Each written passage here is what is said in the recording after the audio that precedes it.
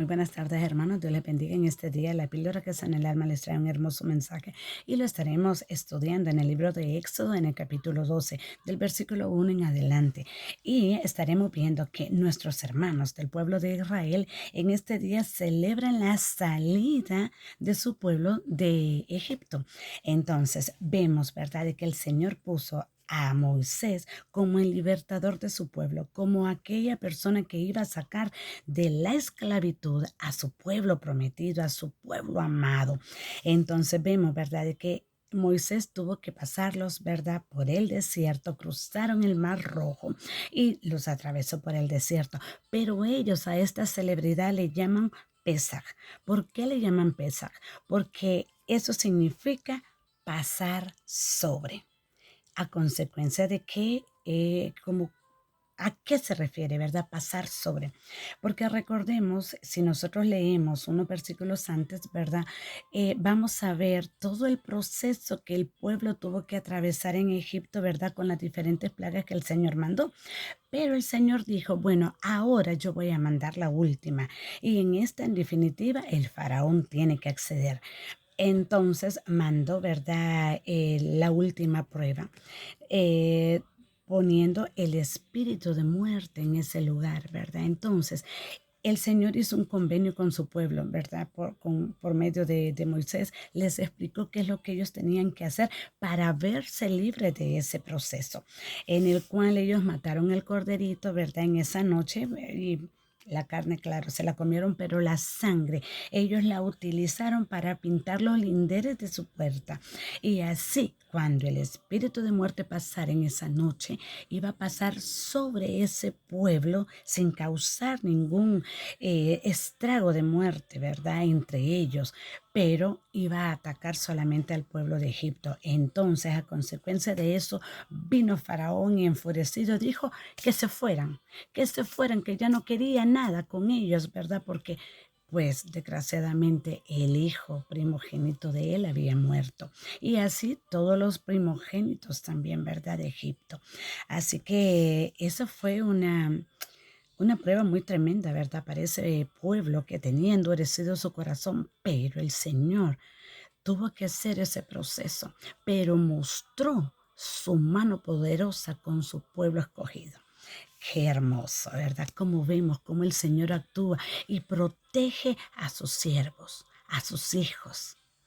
Así que vamos a ver, ¿verdad? También de que el pasar también, ¿verdad? En medio de las aguas, ¿verdad? Por esa tierra seca, pero por medio de esas aguas del Mar Rojo, eso simboliza como un bautismo para el pueblo de Israel, para que ellos pasaran ya al otro lado, ¿verdad? Una nueva vida, dejando su vida de esclavitud, su vida de idolatría, su vida de pecado, su vida de llanto, de lamento atrás. Y entonces al pasar ese mar rojo, ¿verdad? Que lo pasaron en seco cuando el Señor les abrió las aguas, simbólicamente viene siendo también como ese bautismo donde ellos encuentran una nueva vida hacia la libertad, hacia el perdón, hacia un nuevo renacer, ¿verdad? Tanto espiritual y también físicamente. Pero vemos también de que el Señor, ¿verdad? Tomó un enojo en su corazón porque el pueblo siempre fue un pueblo que le fue infiel. Y en los días que Moisés subió a la montaña, ¿verdad?, a recibir las tablas de la ley de parte de nuestro Señor, ¿qué es lo que pasó? El pueblo hizo otro Dios. ¿Cuál era la única ley que el Señor les había puesto, verdad? Cuando Él los sacó de Egipto, que solamente a Él le adorarían. Pero ellos no tenían un corazón fiel a Dios, sino de que necesitaron hacer un becerro y a consecuencia de eso el Señor los dejó 40 años rondando el desierto, en un viaje que tal vez les ocasionaba tal vez 14 días en llegar, ¿verdad? Al lugar donde el Señor les había dicho, pero a consecuencia de esa infidelidad, el Señor los puso a rondar en todo ese sector. Miren, 40 años, muchos perdieron su vida en ese trayecto, ¿verdad? Toda esa generación que hizo ese pecado ante los ojos de Dios, quedó en el desierto, murieron ahí y no vieron la promesa, no vieron la tierra. El único que la vio fue, ¿verdad? Moisés, pero de lejos, ni él entró. Mm, A consecuencia también de haber sido, mire, ve, impaciente y haber tenido un corazón, pues, ¿verdad? Ya enfurecido también, y que en vez de hablarle a la roca, le pegó. Y eso también no le gustó al Señor. Pero veamos, esa es otra historia, ¿verdad? Pero veamos de que solamente unos cuantos pudieron entrar, ¿verdad? En vida para la nueva tierra prometida, pero muchos, como yo le dije, murieron en el camino, quedaron ahí en el desierto, a media, ¿verdad? Media promesa. Pero veamos ahora en este tiempo, ¿verdad? Lo que eh, la mayoría de personas que creemos en Cristo Jesús, ¿verdad? Hacemos y celebramos, que es la Semana Santa. A nivel mundial, ¿verdad? Es reconocida esta celebración como la Semana Mayor, ¿verdad? La Semana de Dolor, la Semana Santa. Pero ¿qué es lo que hacemos, hermanos? No reconocemos este sacrificio que nuestro Señor hizo, sino de que muchas personas celebran la Semana Santa, sí. Algunos lo hacen fielmente, ¿verdad? Y yendo a sus congregaciones, pero otros hermanos lo ocupan para deleitarse en las cosas del mundo, para salir, para irse a las playas, para estar en cosas del mundo que nada tienen que ver con el sacrificio hermoso que nuestro Señor Jesucristo hizo en esa cruz por nosotros. Pero veamos, para poder, ¿verdad? El Señor Jesús hizo ese sacrificio en esa cruz para nosotros poder pasar del pecado a la salvación. Mire qué hermoso nuestro Señor, ¿verdad? Cómo nuestro Padre Eterno mandó a su único Hijo, unigénito, a este mundo a dar su vida por nosotros, por este pueblo también infiel, por este pueblo pecador ahora en este tiempo. Pero el Señor tiene tanto amor y misericordia para la humanidad que hizo ese sacrificio en esa cruz por nosotros. Pero veamos, ¿verdad? Que cuando nosotros reconocemos a nuestro Señor Jesús, ¿verdad? En nuestra vida como nuestro Señor y nuestro libertador, ¿verdad? Aquel que quita nuestra vida de la inmundicia, de todo aquel pecado, de toda aquella vida de idolatría, de placeres inmundos.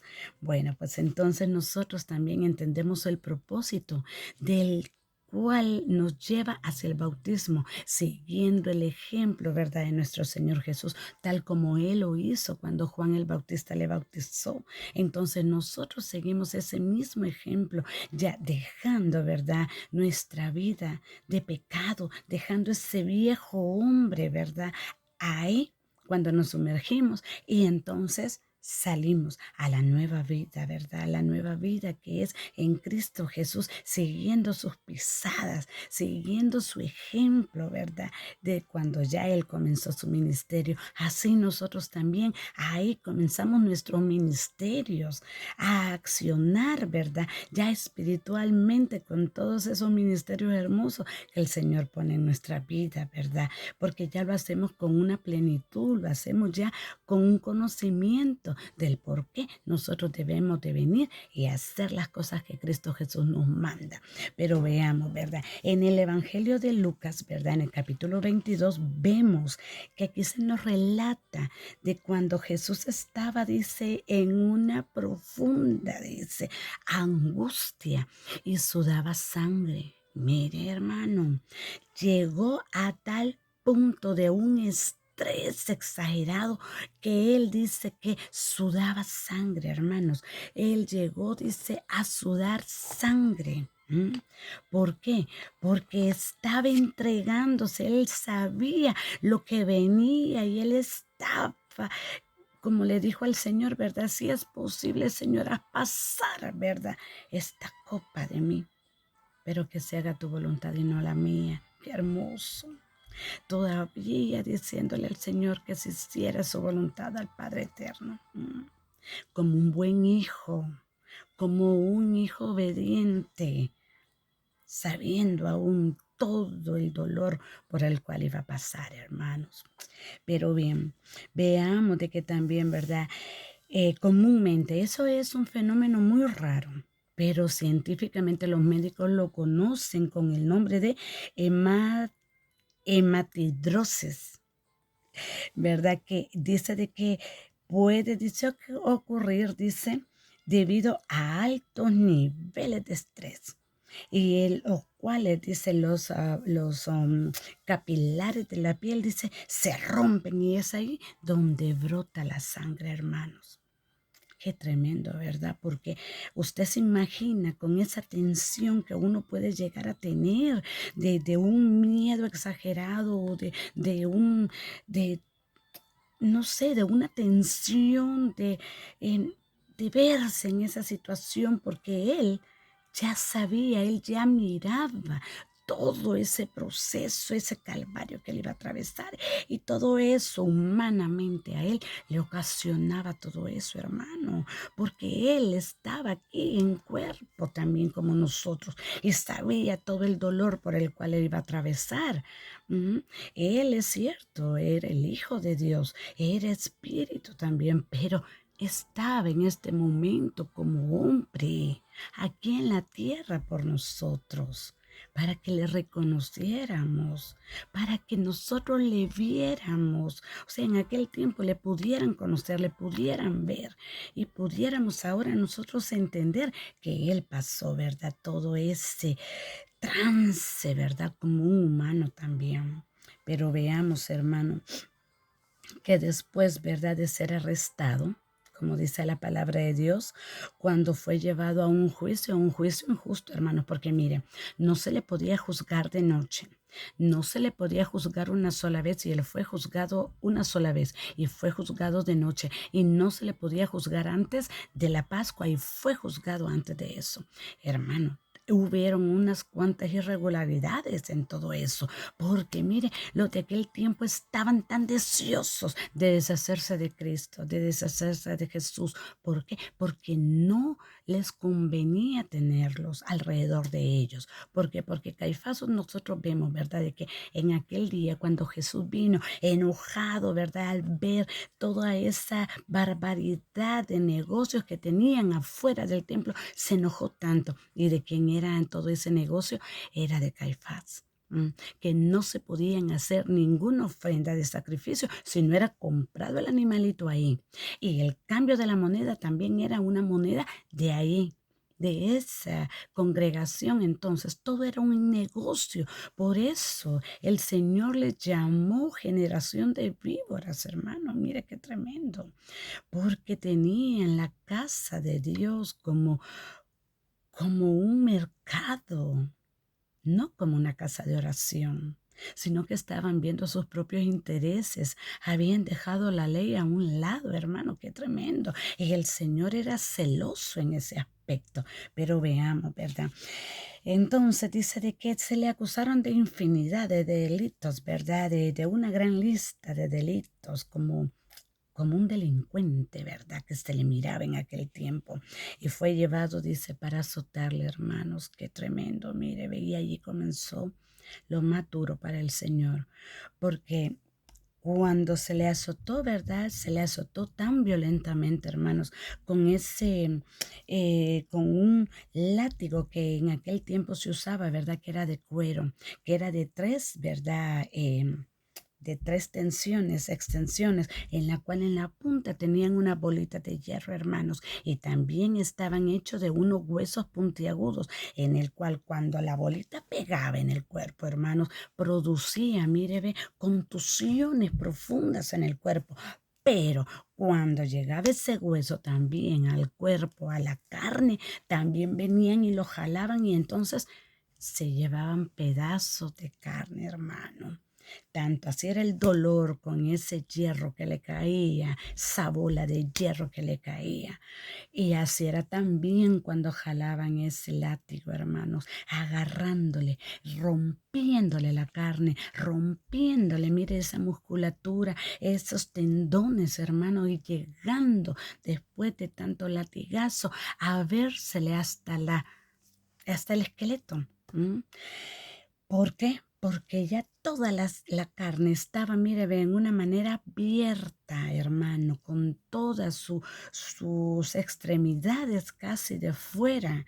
Habían a veces también que a muchos cristianos en aquel tiempo, cuando se les llegó a latigar así, se les salían hasta eh, sus partes, ¿verdad? Sus estómagos y todo eso, tanto era así, mire, ve, que los mataban de esa manera. Era parte de la tortura que también estaban en aquellos tiempos a los cristianos, hermano. Entonces, mire, ve, él fue latigado tan cruelmente, hermano. Y en aquel tiempo, mire, ve, el hombre que hacía esa barbarie, que latigaba a todas aquellas personas, así se le llamaba lictor. Mire, que él mantenía eso, era parte de su uniforme, como dijéramos, ese látigo, era parte que ellos utilizaban para castigar a cualquiera, hermano, pero con Jesús se sobrepasaron. Y bueno, después fue llevado nuevamente, mire, ve al juicio, ¿verdad? Donde estaba siendo él, ¿verdad? Enjuiciado. Y entonces le pusieron una corona de espinas, hermano, en el cual, ¿verdad? Le apretaron ahí para que esas coronas entraran más profundamente, hermano, a su cabeza, causando ese dolor extremo, hermano. Usted se imagina. Si a veces nosotros nos puyamos con algo y qué dolor nos causa. Usted se imagina a nuestro Señor Jesucristo con esa corona de espina, hermano, atravesándole su cráneo, atravesándole su cabeza, hermano. Qué dolor más tremendo tenía que estar soportando nuestro Señor Jesús con su cuerpo latigado, con esa cabeza llena de espinas, hermano. ¿Ah? Y sabiendo, derramando sangre, porque no crea, ¿verdad? Que ya, ok, lo latigaron y ya le abrieron la carne. No, eso derramaba sangre, hermano. Los tendones, las arterias, mire, abiertas, hermano. Esa carne, cuando usted se hiere, una heridita, ay, estamos que sangramos y que nos duele. Usted se imagina esas piernas, esos brazos, esa espalda, hermano, latigada de una manera extremadamente. Qué tremendo todo lo que nuestro Señor Jesucristo tuvo que pasar y luego, aún así, hermanos, le pusieron ese madero, cargándolo hasta esa cruz, hasta ese lugar, hacia ese Gólgota donde iba a ser crucificado. Cuando llegó con ese madero, hermano, ¿verdad? Que a medio camino, para que él no se muriera en el camino, no fue por misericordia que le quitaron, ¿verdad? Ese madero, que no lo terminara de cargar él, sino de que fue para que no se muriera en el camino, sino de que se muriera allá en el Gólgota, crucificado como ellos querían. Entonces pusieron a otro, ¿verdad? A cargar ese madero, ¿verdad? El madero pesado. Y el Señor Jesús, ¿verdad? Pudo tal vez caminar un poquito, ¿verdad? Más confundido, me imagino que en shock, porque tanta pérdida de sangre, hermano, tanta cosa le tenía que haber producido, hermano, un shock. ¿Ah? Dígame, mareo, que se sentía como, no sé, aturdido y oyendo los gritos de la gente en el camino, hermano, escupiéndole, empujándolo, pegándole, hermano, y blasfemándole, diciéndole injurias en el camino, hermano. Qué tremendo. Nuestro Señor todo lo que tuvo que pasar por usted, por mí, por mis pecados, por mis rebeliones, porque esa muerte y ese castigo era para usted y era para mí, no para Él. Pero Él lo hizo por misericordia a cada uno de todos nosotros. Y nosotros aún en este tiempo, hermanos, seguimos crucificándole, seguimos latigándolo, seguimos clavándole esa corona de espinas y esos clavos en sus manos. Mire, vea, 50 veces tuvieron que martillarlo para entrarle, mire. esos clavos, hermano, de 14 centímetros en sus manitas. Mire, cuando llegó al Gólgota, lo tiran en la cruz, ¿verdad? Sobre la cruz. Y ahí empiezan, mire, a clavarle esos clavitos, mire, ve, en un nervio medio que se le llama aquí, mire, ve, en esta parte de la muñeca. A él no lo amarraron como a los demás, a él lo clavaron. Y le clavaron aquí en este nervio, mire, ve que se le llama nervio medio, que cuando usted se lo daña, que usted se lo rompe, inmediatamente la mano tiene que hacérsele como engarrotada, porque ese nervio se obstruye y no puede usted hacer la flexión. Entonces, nuestro Señor Jesucristo en esa cruz tuvo que morir. Ay, así ve, con esos tendones rotos en esas manos, sintiendo ese dolor. Y en sus pies, hermano, clavado en sus pies, en esa cruz, por usted y por mí, hermano. Qué tremendo. Y dice la palabra de Dios, mire, de que cuando Jesús dice iba para allá, para el Gólgota, ¿verdad? Él fue golpeado, ¿verdad? Burlado, y él no abría su boca. Como cordero, ¿verdad? Llevado al matadero, fue sin abrir su boca. Manso, manso a esa muerte tan cruel, obediente, sin quejarse. Qué tremendo, hermano, qué tremendo. Pero veamos, hermano, también, ¿verdad? Como nos dice el Evangelio de Juan, ¿verdad? En el capítulo 19, que también dice de que ahí comenta la historia, ¿verdad? Que los soldados romanos, dice, entonces cuando ya iba a llegar la hora, ¿verdad? Que ellos tenían que irse para su Shabbat, ¿verdad? Guardar su Shabbat. Y no podían tenerlos ahí todavía tanto tiempo colgados, ¿verdad? Y algunos no habían muerto. El Señor ya había muerto en ese momento. Pero para que los demás murieran rápido, ¿verdad? En una muerte allí rápida, les quebraban, ¿verdad? Sus piernas. Entonces, pero en la palabra de Dios sale, ¿verdad? De que a Jesús no le iban a quebrar sus huesos. Y pues a él lo que hicieron, ¿verdad? El soldado romano fue que le traspasó la lanza en el costado.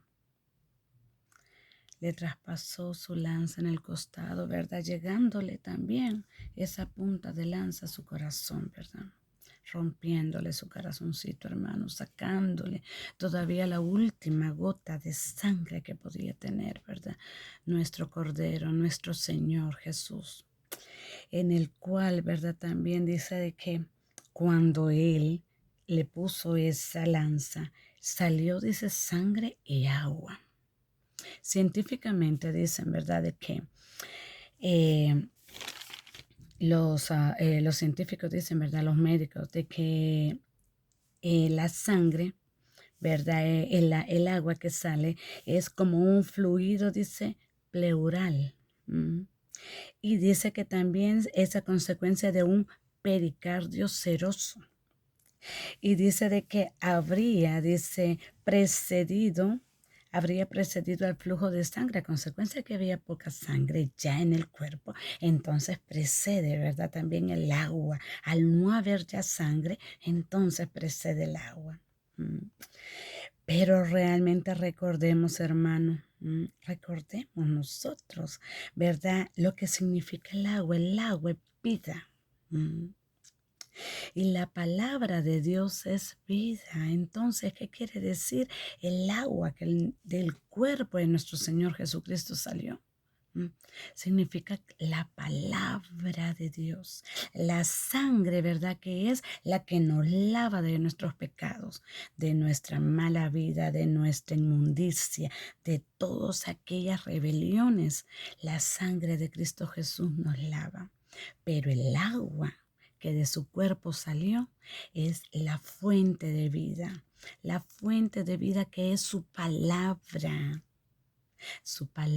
de vida eterna. Y la palabra de Dios nos dice también en Juan, ¿verdad? 7:38, dice que ríos de agua viva brotarán de su interior. De nuestro interior brotarán ríos de agua viva.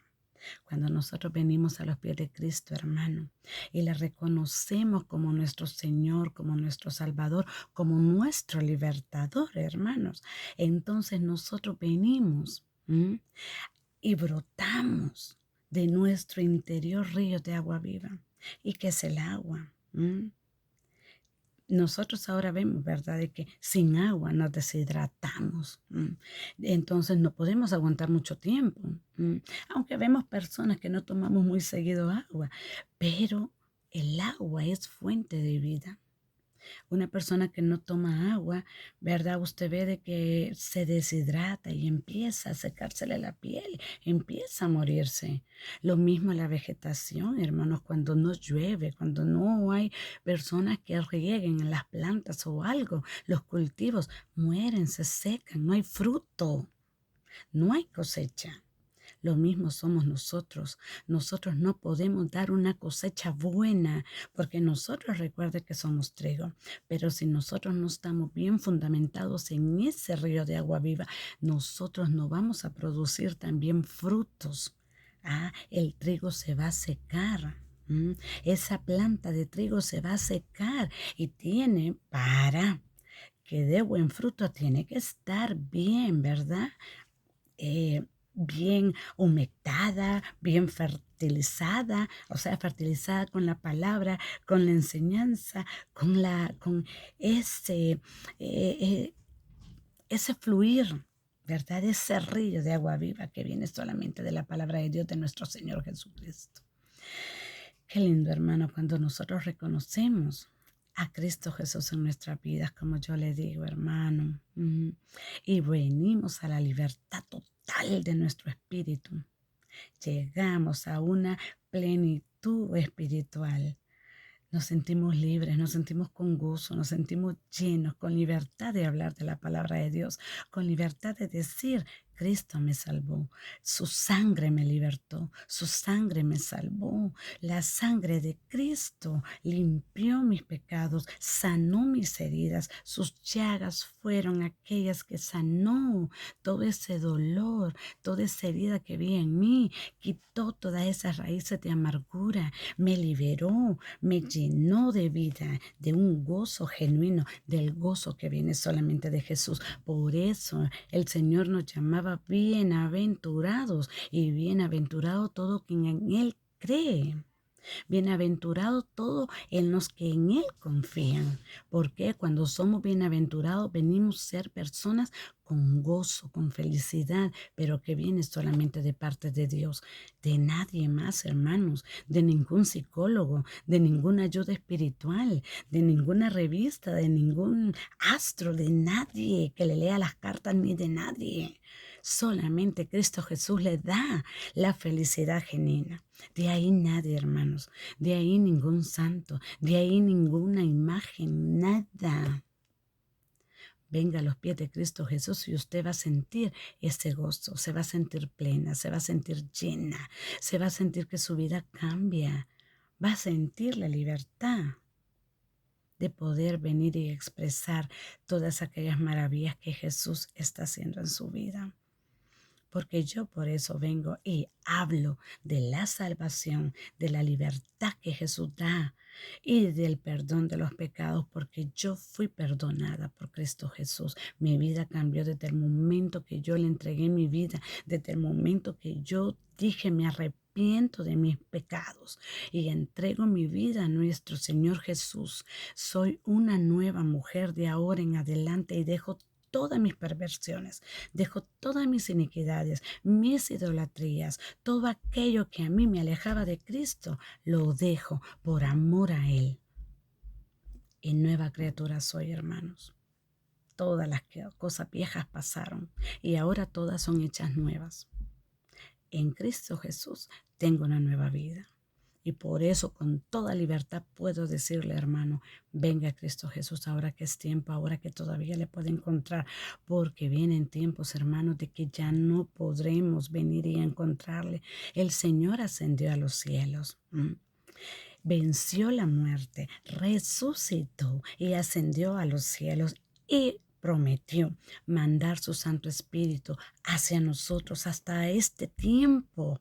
Y nosotros ahora somos llenos de su Santo Espíritu. El Santo Espíritu de Dios nos fortalece, nos consuela, nos llena, nos da los dones, el discernimiento, la sabiduría, el entendimiento.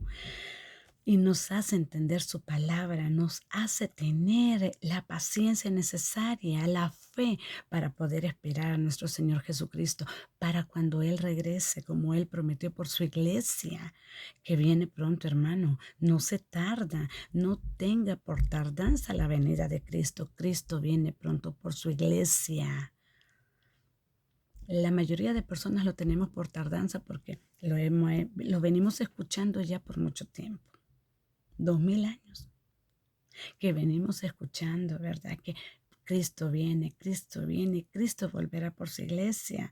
Aún sus discípulos, ¿verdad? Todavía murieron con esa esperanza de que Él iba a regresar. Y nosotros tenemos esa esperanza. Pero en Mateo 24, el mismo Señor Jesús le dijo a sus discípulos cuáles iban a ser las señales para el tiempo de la venida del Hijo del Hombre. Y Él les dijo: habrán terremotos, habrán pestes, habrán guerras, rumores de guerra, se levantará nación contra nación, reino contra reino, y habrá ya desamor en la humanidad, el amor habrá terminado, y se levantarán los hijos contra los padres y los padres contra los hijos, y habrá una profunda mortandad. Porque todo mundo se matará unos contra otros. Ya la humanidad no se va a soportar y ahora lo estamos viendo, hermano. Ahora es una situación de desastre. Vendrán, mire, hermanos, terremotos, pero terremotos como nunca los hemos visto. Desastres naturales como ahora los estamos viendo, uno tras otro, hermano, en cadena, en lugares donde usted antes no los miraba. En lugares donde usted antes decía, bueno, ¿verdad? Pero allá cada 100 años, ahora no, hermano. Usted lo está viendo cada semana y se repite y está en cadena, hermano. Una situación tremenda, una desolación, una destrucción total en la humanidad. Ya el ser humano está cayendo en un caos que también la palabra de Dios lo dice, que tiene que acontecer. Ese caos mundial para que venga el nuevo orden mundial y para que venga la nueva iglesia que van a implantar una sola religión. Y entonces vendrá la persecución de todos los cristianos. Vendrá la persecución de todo aquel que lea la palabra de Dios. No permitirán ya que otra fe esté en este territorio, hermano. Por eso ahora busquémosle, ahora que todavía es tiempo, hermano. No lo tenga por tardanza. Las escrituras no mienten. Las profecías se están cumpliendo, hermano. Todo se está cumpliendo. Los juicios de las naciones están ya sobre la tierra. No lo crea, pero los juicios de las naciones ya están sobre la tierra. El Señor ya tiró la hoz sobre la tierra y su juicio ya está. Está cortando el trigo y está cortando la cizaña, hermano. La cizaña para tirarla al fuego y ser destruida. Y el trigo, hermano, para apartarlo, que es el remanente de él, hermanos. Así que luchemos todavía incansablemente hasta el fin. No desfallezca nuestra fe. Terminemos esta carrera. Como dijo Pablo, he terminado esta carrera, ¿verdad? Con excelencia. Y he llegado, ¿verdad? Hasta el fin, a la meta. Así nosotros también, hermanos, lleguemos a esa meta, a ese punto que nosotros seguimos, que es nuestro Señor Jesucristo, a la libertad, a la nueva vida, a la esperanza de la nueva Jerusalén. Yo le invito, hermano, a que ahora en este tiempo de esta semana, ¿verdad? Nosotros nos hagamos una pregunta, ¿verdad? Individual. Usted hágase una pregunta. ¿Cómo usted toma este sacrificio de Jesús en su vida? No lo tomemos como una historia, ¿verdad? De que está escrita en los libros o escrita nada más en la Biblia, ¿verdad? Como un relato histórico, no, hermano. Tomémoslo como algo personal, como algo que es para nuestra salvación, como lo que ha venido a hacer para nosotros. Nuestro perdón de pecados y nuestra salvación, que es la que nos va a llevar a la vida eterna. Así que nosotros debemos de dar gracias a nuestro Señor Jesucristo por este inmerecido sacrificio que Él hizo en la cruz. Y en Juan 10, ¿verdad? Vemos que dice la palabra, ¿verdad? De que nadie, dice, me quita la vida, dice, sino que yo la pongo de mí mismo. Tengo poder, dice, para ponerla y tengo poder para volverla a tomar. Qué lindo, hermano. Este mandamiento recibí de mi Padre, dice. Él lo hizo voluntariamente, hermano. Nadie le quitó su vida. Los romanos dicen, ¿verdad? De que ellos, ¿verdad? Lo mataron. Los judíos, ¿verdad? Lo arrestaron y lo entregaron para que lo mataran. Pero nadie le quitó la vida. Él la dio por nosotros. Él la dio como sacrificio, como cordero, para que nosotros tuviéramos oportunidad de vida eterna, para que nosotros tuviéramos perdón de nuestros pecados y así nosotros pudiéramos llegar a tener la esperanza de esa nueva Jerusalén celestial, de ese nuevo reino que Él ha prometido para todo aquel que en Él crea y tendrá vida eterna. Así que hermanos, luchemos, no nos cansemos, sigamos adelante. Nuestra lucha todavía tiene mucho trabajo, hermano. Hay mucho que hacer, mucho que aprender y mucho que pedirle al Señor Jesús y su Espíritu Santo para que todavía, ¿verdad? Mientras estemos en esta tierra, mientras Él no viene, el Espíritu Santo nos guíe y nos enseñe y nos fortalezca y nos dé fe, porque muchas veces flaqueamos, pero el Espíritu Santo es fiel. Pídale, hermano, la fe, el don de fe, y Él se los dará.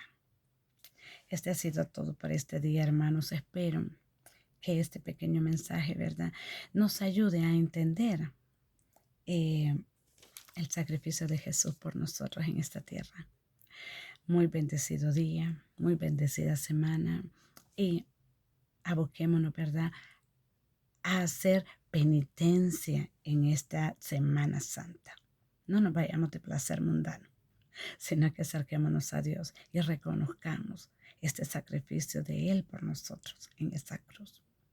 Muy buenas tardes, hermanos. Bendiciones. Hasta la próxima. Amén.